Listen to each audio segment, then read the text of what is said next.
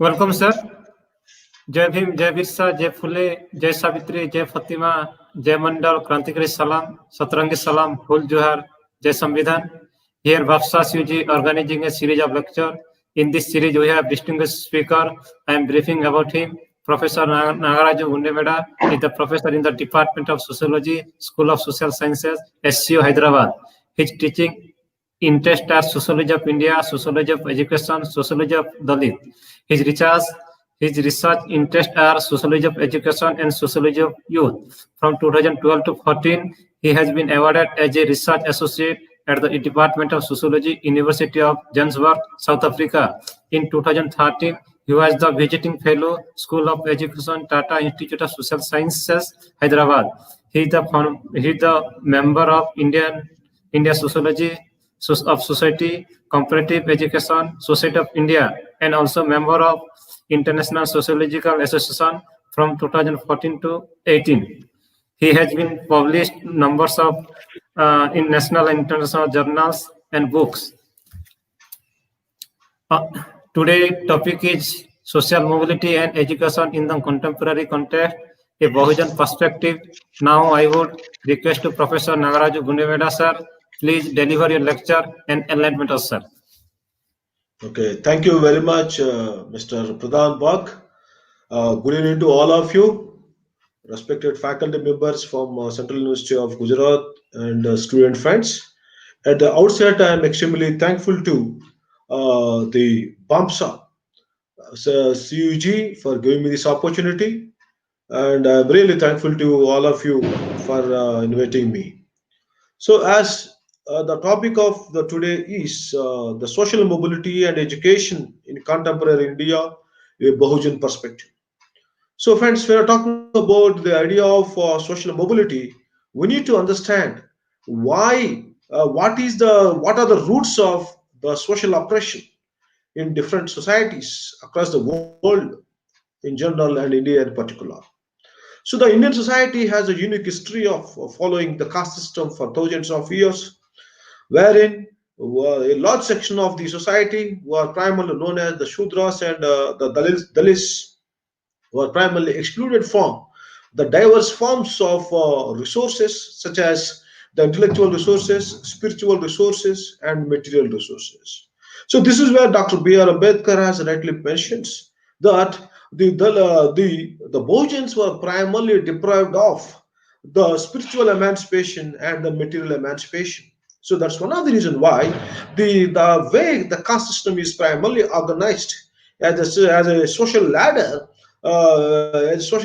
wherein the different castes are primarily, let's say, organized in a structured hierarchy, where it is impossible, it's very difficult to find a space for social mobility in the Indian caste system. But at the same time, when we're talking about the history of, let's say, oppression and history of mobility, we need to look at this. Sorry, we need to look at these debates at two levels. One is the social mobility and oppression in pre-modern era and modern era and contemporary era. Talking about the pre-modern era, though the caste system was very much rigid in nature, especially Indian society was primarily dominated by the orthodox tradition. But the alternative spiritual systems, which are primarily known as the Buddhism, and followed by the Bhakti movement, made a systematic attempt to transform the rigid the social system and provide some sort of social mobility to the Bahujan sections of the society. But unfortunately, despite of the Bhakti movements in different parts of the medieval India, most of the Bahujans failed to acquire the mukti through the Bhakti movement. So the point is that these Bhakti movements, though they primarily given a kind of a token source of, let's say, token source of social mobility, but at the structural level, They fail to provide any avenue. So therefore, the idea of social mobility in the context of India need to be articulated only from the modern era. So the point is that despite of multiple, let's say, multiple forms of attack on the orthodox forms of caste system and orthodox spiritual forces, but what happened is that most of these Dalit Bahujans have failed to acquire any form of the social mobility. But this is where one need to understand what are the sociological as well as anthropological writings on the caste system, and how did they understand the idea of the caste from the perspective of social mobility and social liberation. If you go into details, the sociological theories and anthropological theories on the Indian society were primarily dominated by the structural functionalist approach developed by structural functionalist approach, which is primarily started from the birth of the sociology, starting from G.S. Gurye to scholars like Aman Srinivas, and followed by scholars like Louis Dumo. All of them were primarily known for following the ideological, structural, and functional approach, which primarily talks about, which primarily neutralize the different forms of oppression within the caste system. I think this is where one need to understand this whole idea of the whole concept of Sanskritization, which is primarily developed by M.N. Srinivas as a means of social mobility, was primarily limited to only the upper layers of the Shudra society, who are popularly known as the dominant caste. So therefore, as the word primarily implies, the Bahujan was as a sociological category has failed to experience any form of the social mobility in different historical junctures, including the modern era. But what has happened during the modern era? I think this is where one need to understand the multiple debates which were primarily taken place as a part of the colonial rule. So, friends, we are talking about this entire the colonial rule and its implications for the making of the Bahujan.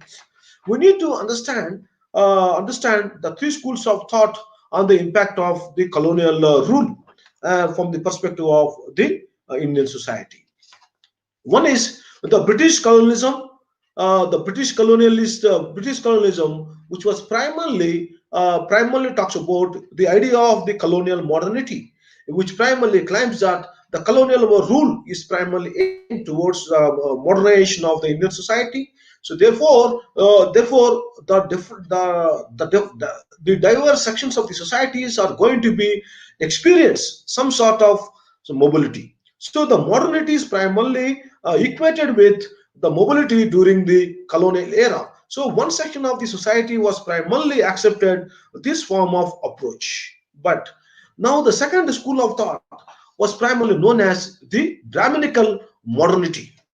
So the Brahminical modernity primarily approach the colonial idea of modernity at two levels. One is accepting the modern education offered by the colonial powers, as well as the modern technology and modern ideas on the one hand, at the same time retaining the classical Indian thoughts as well as the spiritual practices. So this is where, friends, we need to understand this whole idea of the making of the Arya Samaj as well as the Brahma Samaj as one of the as the Indian version of the modernity project.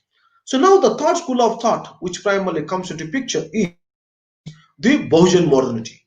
So the Bahujan modernity was qualitatively and quantitatively different from the Brahminical modernity, the colonial modernity, which primarily articulates the idea of the idea of mobility from below. So when we're talking about the idea of mobility from below, here we need to understand that there are there are number of leaders who have acquired the modern education, especially the English education during the colonial era, made a systematic attempt to emancipate or liberate the diverse sections of the marginal groups. I think this is where one need to understand. or one need to locate the the writings as well as the social activities of the revolutionary thinkers as well as the modern scholars like Jyotiba Phule. So the Phule, according to me, was one of the greatest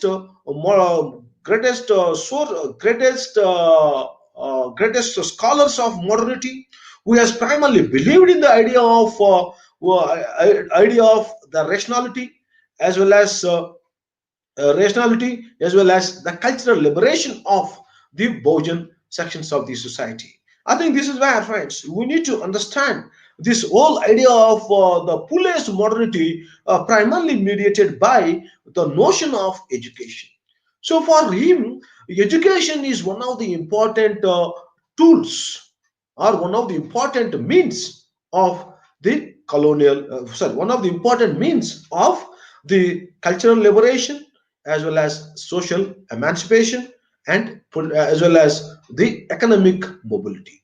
So that's where, friends, that's where the meaning of education was primarily different from for the meaning of education differed from the colonial modernizers to the modernizers who have primarily followed the Indian the traditionalization of modernity project, which is primarily came as a part of the Arya Samaj and Brahma Samaj kind of ideologies. So here, for Pule, when you are talking about the three systems of modernity, the Pule's modernity, which primarily referred as the Bahujan modernity, primarily a modernity from below, a modernity from below.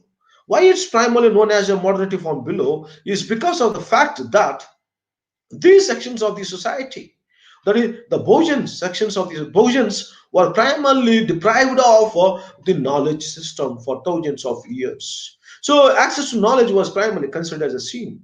So at that juncture, Pule was one of the first person to recognize the significance of education as the authentic sources of the emancipation. So here, for Pule, education is the means of the cultural transformation. Education is a means of the economic empowerment, and education is the means of the social dignity. So therefore, friends, the meaning of education for Pule varied from the colonial as well as the modernity, which was articulated by the Indian elite during the colonial era. So now, for by taking Pule, by though Pule recognized the significance of education, he has not only articulated his ideas only in a theoretical sense, but also he has made a systematic attempt to advance his ideas in a practical manner. That's where, friends, one need to understand the Pule's philosophy primarily works on the principles of praxis, the praxis which primarily combines the notion of philosophy with experience or with experience. That's where there is no fundamental difference between the word and world in the context of the Pule's experiment with education, the Pule's experiment with the cultural liberation of the marginal sections of the society. So he was the first scholar to recognize the significance of education by articulating the idea of knowledge as power. So, though most it is very fortunately or unfortunately, most of the scholars in the social sciences they equate the knowledge and power debate with Foucault. Yes, there is no doubt that Foucault also articulated this kind of idea. But the point is that way back to 1850s itself, Pule was the first person to recognize education as the knowledge as a power.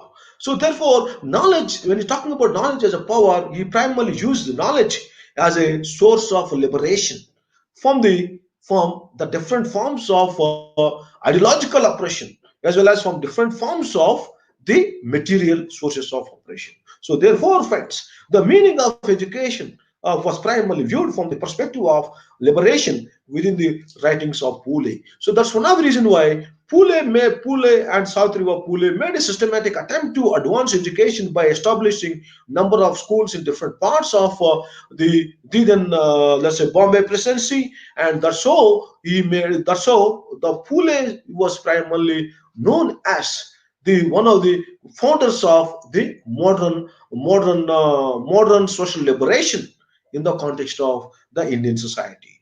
So another important point which need to be understood is that Pule was the first person who used the scientific temper as one of the important tools of social, let's say, social liberation. That's where they're talking about Satya Sodak Samaj.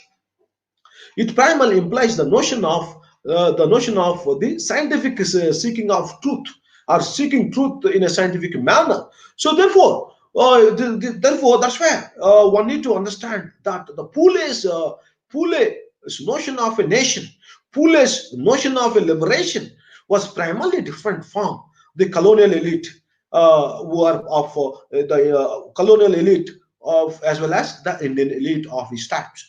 But this is where we need to remember the writings of one of the famous scholars who, by name Christopher Jefferlet, who quotes Ambedkar in his famous book, The Ambedkar and Untouchability, where he primarily argues that we may forget Karl Marx, we may forget Buddha, but we should not forget Jyotiba.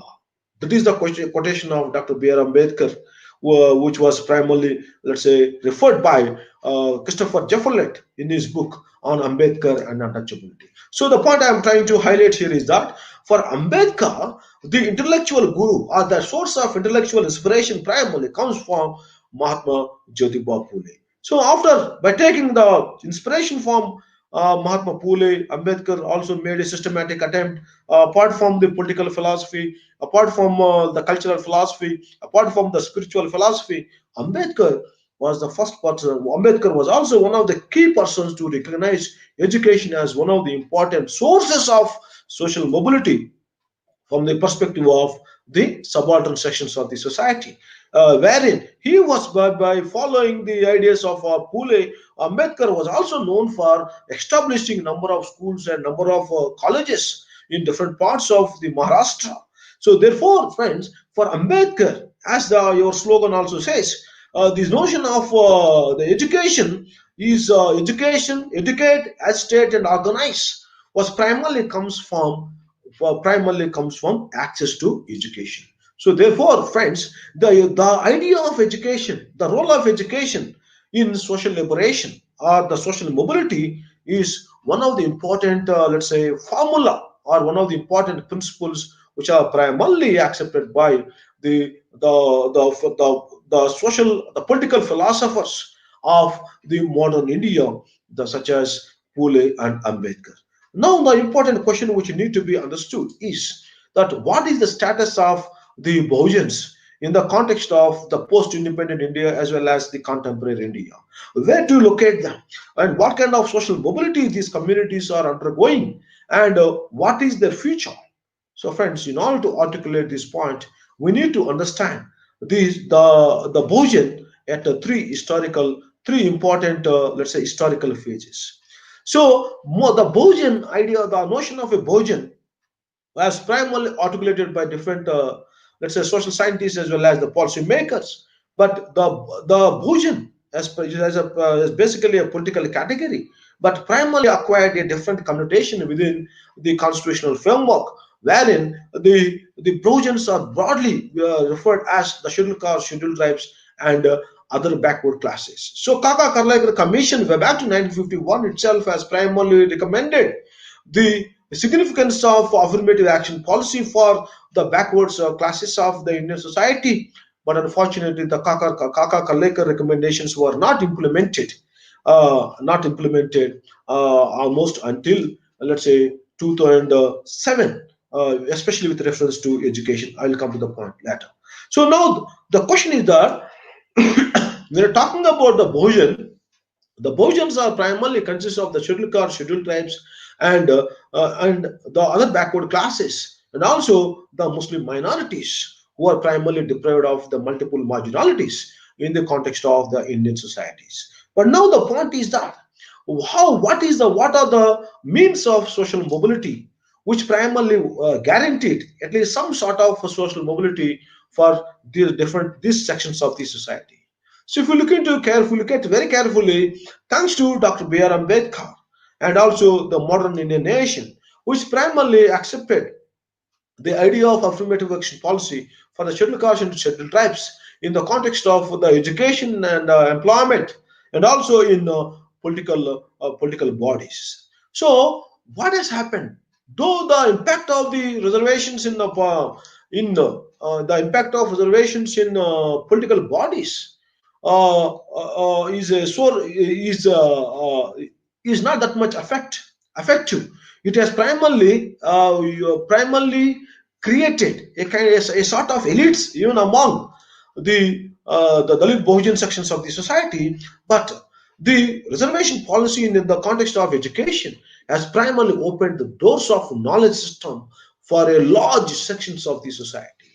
So the first time in the modern era, lakhs of people from these historically marginalized communities started going to the educational institutions from starting from the KG to PG. But this is where, friends, we need to also make a distinction between access to education and access to higher education. Because access to higher education only guarantees a sort of social mobility to the historically marginalized sections of the society. Because for the historically marginalized sections of the society, who are primarily referred as the Bojans, these sections are they were deprived of the material resources. The defining feature of the Bojan is they were denied access to material resources such as land and capital. So, because of this historical deprivation, most of the more than, let us say, 70% of these 70% of the Bojan sections of the society, even today they survive on the labor, the manual labor as a source of their livelihood.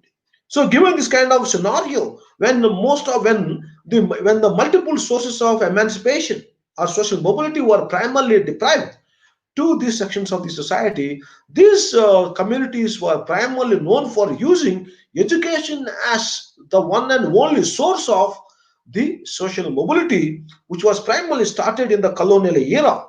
That's where, friends, we need to look at leaders and scholars like Ambedkar, whose father himself was part of the colonial British Army. And whatever the microscopic section of the society which was produced by the colonial state during the British era, especially from the perspective of the Bahujan categories. But this their number has slowly increased in the post-independent India, especially because of the affirmative action policies.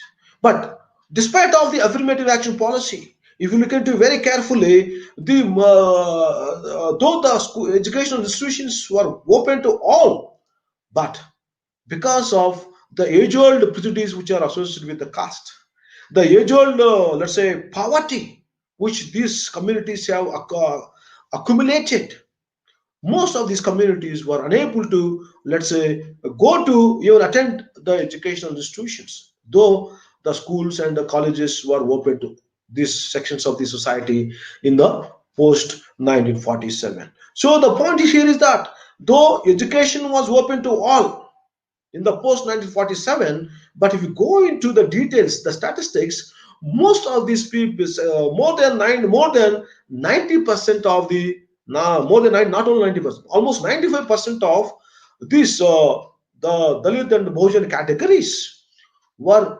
not in a position to enroll or enter the educational institutions because of their poverty and because of their cultural marginalization. So this has primarily continued from 1947 to almost 1970s. So this is where, friends, if you look at very carefully, by 1970s, thanks to the, let's say, the post-independent India, at least at least some 10% of the Bahujan categories, they have realized the significance of education, and they started going to the schools and colleges in a they started going to the schools and colleges. That's where, if you look at the educational statistics, let's say the writings of Wankade, writings of Thorold, and number of scholars, including let's say the reports on the educational status of scheduled castes and scheduled tribes produced by the ICSR back to 1970s, primarily implies that the the enrollment levels from these communities have started increasing only from 1970s onwards. So this is where, friends, the state was primarily known for following a kind of the socialist approach, but unfortunately, when the Dalits and the Bahujans were started going to the educational institutions, and this has acquired the momentum by 1990s, where most of the people, more than 50 60% of the people, have realized the significance of education. And that's where one can see the massification of schools and colleges and universities from post 1990s onwards. So this is where, friends, we need to understand that when you're talking about access to education, we need to understand this access to education from the Dalit Bojan perspective at three levels: from 1947 to 1970s, 1970s to 1990s, and 1990s to 2020. If you look into very carefully, from up to 1970s, only the Dalit and very well, hardly 5% of the people started going to the schools and colleges. From 70s onwards, at least some 20% of the people, roughly, they started going to the educational institutions. From post 1990s, more than 60 to 70% of the Dalit Bojans and Adivasis were started going to the educational institutions. But this is where one need to understand the paradox of the state as well as the paradox of the civil society. So the entry of the Dalit Bojans into educational institutions has primarily led to the the withdrawal of the elite, the Indian elite, from the schools and the colleges and the universities. So this is where, friends, this is where one need to understand the idea that though the Educational Commission of 1965 primarily talks about the idea of the common school for all, but unfortunately, what has happened is that the growing the middle class as well as the upper class from the upper strata of the society, they started withdrawing from the government educational institutions. So therefore, that's where, friends, one need to understand the paradox of the state and the paradox of the Indian civil society. So why I'm saying the paradox of the state is that the state also started withdrawing from investing in investing in education, as education in the post 1990s as a part of the liberalization, privatization, and globalization policy. So the point is that here, the entry of the Dalit Bojans and Adivasis into schools has led to the withdrawal of the Indian elite as well as the middle class.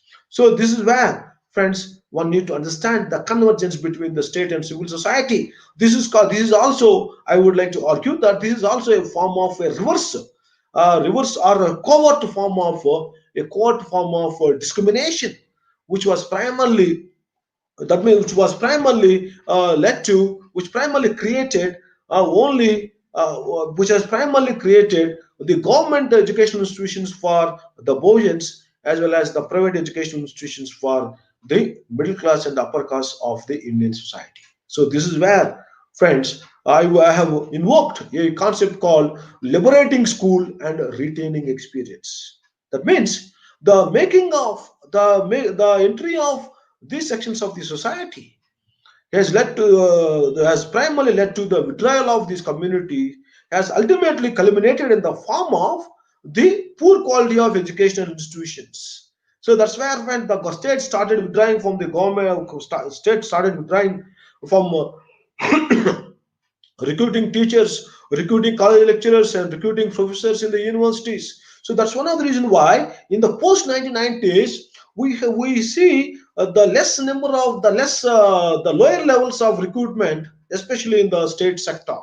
So this is where I my as a student of sociology, I would like to argue that this whole idea of the liberating school, yes, from the perspective of the constitution, from the perspective of Indian state, it says that yes, the school is open to all, but retaining experience means even today these communities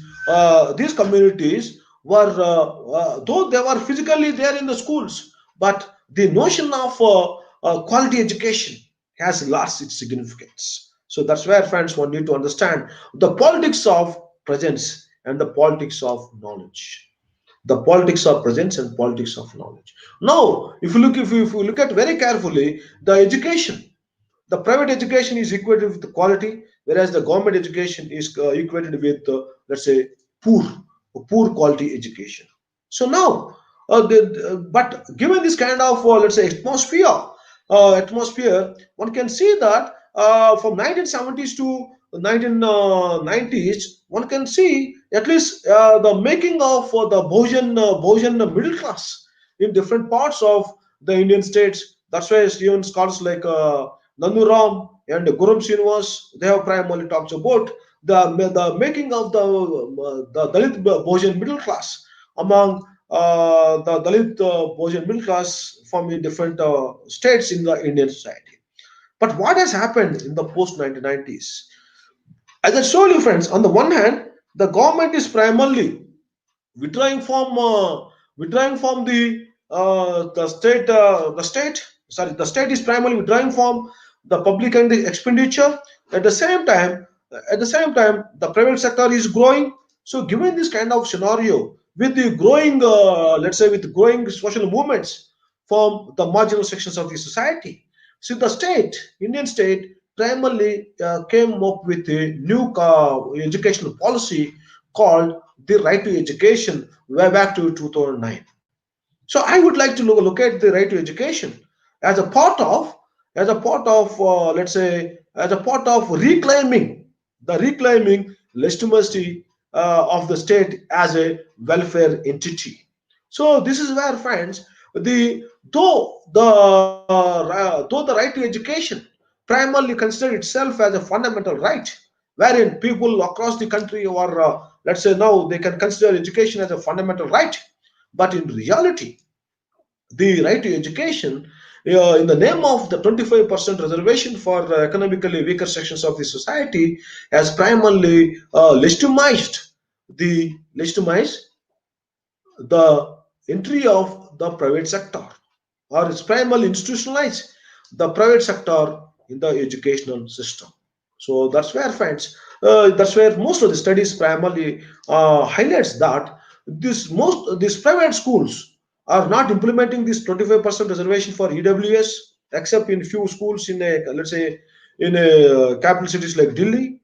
And if at all they got a chance to even study in the private schools, but these children were primarily treated as untouchables even within the schools, because they were not paid from their pockets, where the state is supposed to pay their expenses. So the point I'm trying to highlight is that the state policy of the right to education need to be considered from a critical perspective. One should not, though it the aim of the policy is right in spirit, but in practice is primarily oriented towards the making of education towards a private sector. So, but now, that's where this whole idea of the social mobility, which was primarily mediated through the education policy, through education, has primarily came to a kind of a standstill. The degree of social mobility was relatively less when compared to the previous era. But this is why, friends, once again, the government of India, as a part of the 2020 new education policy, primarily talks about ensuring the idea of quality with equity. So the educational document primarily talks about quality, equity, and excellence. But how to understand these three terms? And what are the mechanisms?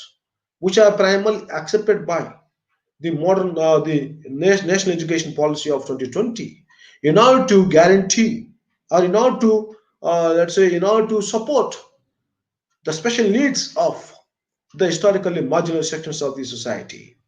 So that means, friends, if you look at the National Education Policy Document 2020, it has primarily used a new concept called socially economically disadvantaged groups.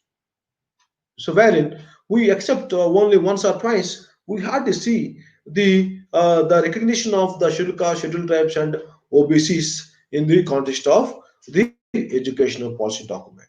So though the government of India as well as the education minister clarifies that they are committed to the affirmative action policy, but what one need to talk is that what one need to highlight here is that the by in order to ensure the social mobility for the Dalit and Dalit Bahujan sections of the society, the one and only way is the one and only way is the quality education as well as the quality accommodation. So we're talking about the quality education and the quality accommodation. How are you going to, let's say, ensure the idea of quality education and the quality accommodation? So, friends, this is where I wish to highlight some of the important, let's say, lessons one need to learn. So, Dr. B.R. Ambedkar, we're back to 1946 itself, 47 itself. They have recognized the significance of the scholarship as well as the hostel for the upliftment of the marginal sections of the society. So we're talking about these marginal sections of the society. Why the hostels and the fellowships are very much important? Because more than 90% of these people are primarily depends on their, let's say, they depends on the agricultural labor. So most of almost 90% of them are primarily hails from the first generation background, who primarily deprives of any form of the social as well as the cultural and economical capital. So given that kind of scenario, the one and only way to ensure a peace of mind is is, let's say, education without any fees and education with hostel accommodation. So that's one of the reasons why, friends. So most of the story, if you look at the educational trajectories of the first generation learners across the Dalit, Bojan, and Adivasi categories, you would be surprised to know that almost 90% of them are primarily studied in only in the hostels. So, because of the hostel support, they were in a position to reach out even to the higher education. So the hostel facilities, that is accommodation, primarily ensures a kind of integration from the school education to the college education to higher education. That's where most of the studies which are conducted by the ICSR were back to 1990s, 1970s, as well as in 2013. It has primarily proved that the accommodation and fellowship are two important prerequisites or preconditions for ensuring the educational mobility or educational achievements of the Bahujan sections of Bahujan communities. And second important point is that we're talking about the higher education. We're talking about higher education. The one and only source, the one and only way is to guarantee the fellowships to these marginal sections of the society. So, because of the fellowships such as the Rajiv Gandhi Fellowship or the Maulana Abdul Kalam Fellowship, most of the first generation learners or even the lower class people from the Bojan categories, they were in a position to continue the PhD programs in different universities as well as different higher education institutions across the country. So therefore the education is the one and only mediator of the social mobility for the in the case of the Bojan sections of the society. So that's where, friends, one need to understand a fact that fact that on the fact that the state has to ensure, or the state should continue the political the states should continue the constitutional safeguards which are primarily ensured by the constitution within the framework of Dr. B.R. Ambedkar. And also the state should invent the new means of the new methods of support to ensure the upliftment of the Bahujan categories of the students. So it is unfortunate to learn that from 1947 to 2007, most of the backward classes were not provided the affirmative action policy in the higher educational institutions in the Indian society. Only in 2007, first time the OBCs came to the universities. So that's where, friends, that's where the education is a precondition for employment, especially higher education is a precondition for employment. Without higher education, we can't expect, we hardly find a candidates even to fill the positions. So that therefore, the point I am trying to highlight is that there should be a kind of integrated approach to education and employment on the one hand, and on the other hand, the state has to ensure the multiple means of support systems in order to ensure the peace of mind, or in order to create a conducive atmosphere to the marginal sections of the society. So this is where I would like to shift my focus from the constitutional let's say idea of education, as well as the different let's say educational documents, starting from, let's say, the Qatari Commission to Right to Education, as well as NEP. Now I would like to focus on the culture of learning in the higher educational institutions. So if you look at very carefully, friends, very carefully, what is the culture of learning in the higher educational institutions? Why most of the first generation learners, they find it extremely difficult to cope up themselves in the higher educational institutions? So if you look into the studies, sociological studies, as the social science studies on the experience of the scheduled castes and the scheduled tribes, now the OBCs, will be surprised to know that the studies conducted in the context of IIT Kanpur, which were back from 1980s to even today, you will be surprised to know that most of the students who join in the IITs, as well as IITs from the scheduled caste and scheduled tribes backbone, they were not in a position to complete their courses because of because of lack of conducive atmosphere, lack of socially conducive atmosphere within these higher centers of learning. So starting from IITs to even the universities, wherein some of the students, they were forced to withdraw from their PhD programs because of, let's say, lack of conducive atmosphere. So the point is that we can't compare a student who is a victim of historical injustice, who primarily enters the universities as a newcomer, who is not aware of English, who is not aware of the cultural practices of the universities, who are even whose parents are not even aware of what they study. So, given that kind of scenario, friends, when the student from the marginal sections of the society, when they enter the educational institutions, it is the responsibility of the universities, as well as the technological, as well as higher management institutions, to create a conducive atmosphere wherein the student find it easier to equip himself or herself with the new culture of learning, because they comes from one particular let's say backbone. As I mentioned, these students are deprived of the cultural capital and social capital and economic capital. So because of lack of these three types of uh, capitals, these first generation learners, they find it extremely difficult to cope up themselves, especially in the first semester, as well as in the first 1 year.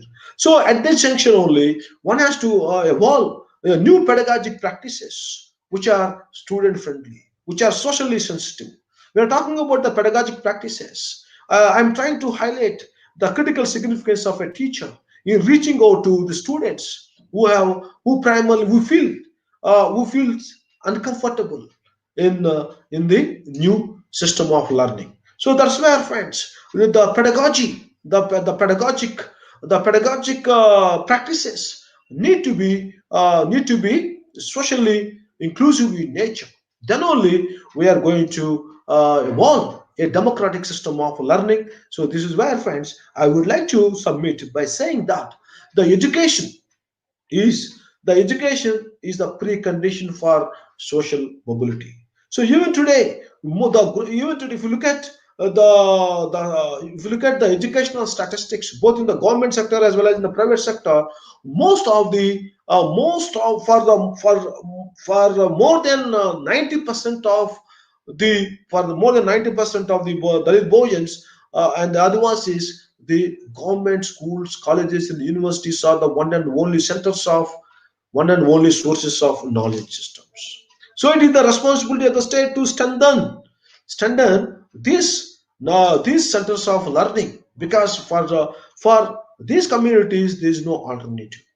So therefore, friends, it is the state has to create. The state has to, let's say, improve the quality of infrastructure by developing the schools and colleges and universities, both especially in the states, both at state and central level, and also it is a responsibility of the state to recruit the teachers, lecturers as well as professors at different levels, and also the state has to ensure the scholarship programs and fellowships program in order to provide the economic security to these marginal sections of the society. So then only we are going to experience a true sense of social mobility. So when I'm talking about the sense of social mobility, let me once again invoke Dr. B.R. Ambedkar. When you're talking about the idea of the emancipation, he primarily uses the emancipation at two levels. One is the material emancipation and spiritual emancipation. So I believe that education is one of the important tools of emancipation. So education has the potential to assure the economic emancipation as well as the cultural emancipation, as well as the political, at least political awareness. So therefore, friends, I would like to submit by saying that the state, the state has to play a vital role. It should not withdraw from its responsibility, and the state has to play much more critical role now, because it is the Dalit Bahujans and Adivasis which are and minorities which are going to the government educational institutions, where where it is the right time for the state to educate, to ensure the quality education to these sections of the society. At the same time, the civil society also has to play a very vital role in the widening access to education, and also widening the roots of social mobility to these sections of the society. So that's where, friends, as one of the famous scholar by name Thomas Winkoff, who has primarily published an article in EPW where they primarily argued that the affirmative action policy has primarily opened the doors of knowledge to these historically marginal sections of the society. More than 7 lakh students have primarily studied in these higher educational institutions. Out of that, at least some 5% of them are in a position to acquire the formal employment. So what I would like to submit is that the for education is the one and only source of social mobility in the case of the Bahujan sections of the society. So let me stop. I will be happy to take up any questions and clarifications. Thank you.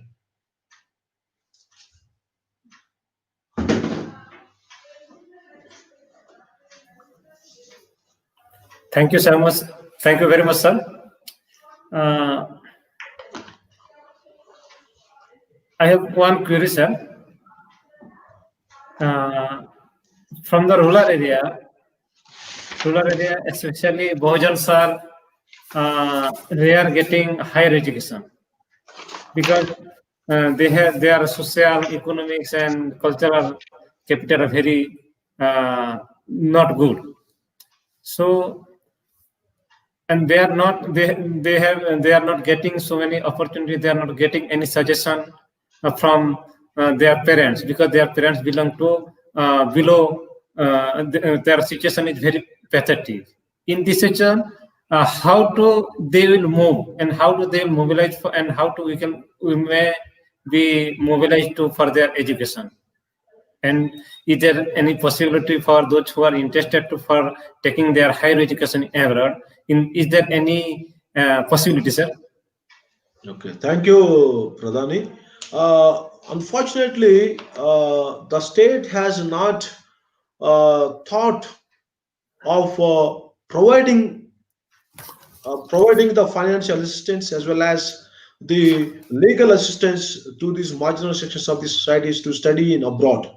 So, but only recently, the government of India has recognized, I think, in the name of Ambedkar Fellowships Program, now the government is primarily promoting the foreign studies.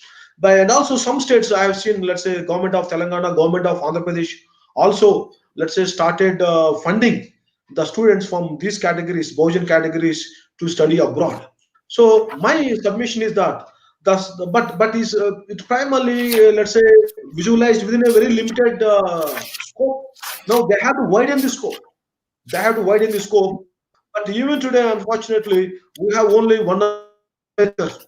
We don't have hundreds of Ambedkars who studied abroad. Very few scholars from Dalit Bahujan communities got a chance to study abroad. Their number not even if you count from entire India, you will not find even 100 also, right? So Yes. as is right said, it is the state has to provide a vital role in opening multiple opportunities for these sections. Thank you, sir. Sir, there is one question from Akash Kumar Rawat from Central Institute, Gujarat, Gandhinagar. Yeah. His question is, when the discourse of Dalit Bahujan takes place Indian Marxist level, it has identity politics. And another one is, how do you see the emergence of Dalit Bahujan discourse in the higher educational institution is threat to Indian Marxist? Okay, very good question. So when we're talking about the Dalit Bahujan question is unfortunately visualized within a very, very narrow framework by the mainstream scholars.